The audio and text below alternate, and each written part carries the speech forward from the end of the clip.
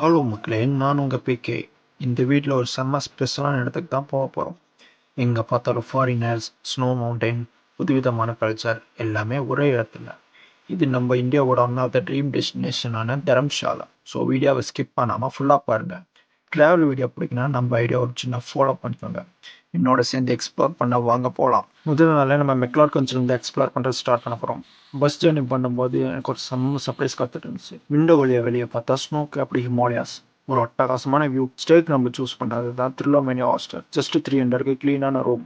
வெளியே பார்த்த ஒரு அழகான மவுண்டன் வியூ. ரூம்லேயே பேக்கப் போட்டு ரெஸ்ட் கூட எடுக்காமல் ஸ்ட்ரைட்டாக எக்ஸ்ப்ளோர் பண்ண கிளம்பிட்டோம். ஃபர்ஸ்ட் ஸ்டாப்பே பாக்ஸு வாட்டர் ஃபால்.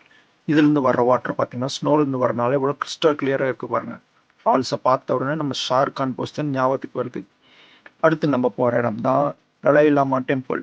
இந்த பிளேஸ்க்கு வந்த உடனே ஒரு பீஸ்ஃபுல் வைப். ஒரு 10 நிமிஷம் டைம் ஸ்பெண்ட் ஆக கூட மனசு லைட்டான ஃபீல் ஆகிடும் போல. டெம்பிள் முடிச்சுட்டு மாலோட கொஞ்சம் நேரம் சுற்றிட்டு டேவோட லாஸ்ட் ஸ்டாப் பண்ண சென்ட் ஜான் சர்ச்சுக்கு போயிட்டோம். கிட்டத்தட்ட 200 இயர்ஸ் ஓல்டு சர்ச். ஃபாரஸ்ட்டுக்கு நடுவில் ஒரு சர்ச். பார்க்கும்போது ஹாரர் மூவியில் வர மாதிரி ஒரு ஃபீல். டே 2 வந்து ட்ரெக்கிங்கான டே தான். இயர்லி மார்னிங் எழுந்திரிச்சிட்டு பேக்லாம் ரெடி பண்ணிட்டு இன்றைக்கி நம்ம போகிறது தான் ட்ரூன் ட்ரக். ஸ்டார்டிங் ரூட்டே கொஞ்சம் கஷ்டமாக தான் இருந்துச்சு. சோலோவை ட்ரக் பண்ணிட்டு இருக்கும்போது யாருமே இல்லைன்னு நினச்சிட்டு இருந்தேன். அப்போ நான் இவர் நம்ம டாகி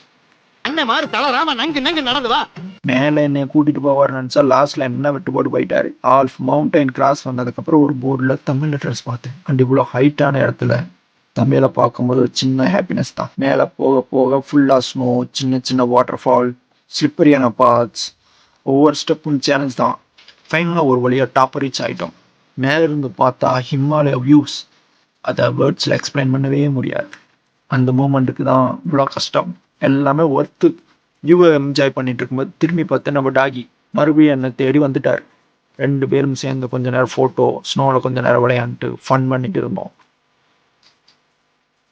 அதுக்கப்புறம் ஸ்லோவாக கீழே இறங்க ஆரம்பிச்சிட்டோம். டே 3 தர்மசாலா கிரிக்கெட் ஸ்டேடியம்.